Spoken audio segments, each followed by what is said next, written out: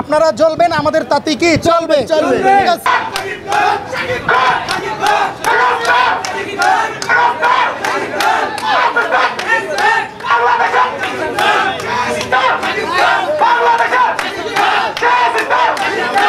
আপনারা জ্বলবেন, আমাদের তাতে কি চলবে চলবে। ঠিক আছে, আমরা শুধু চালাবো, আমরা এই প্রোগ্রামগুলো চালাবো, আপনারা দেখবেন।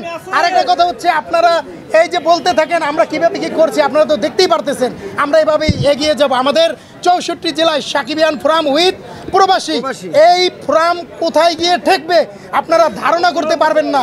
তো আপনারা আশায় থাকেন আমরা কি কি করতেছি।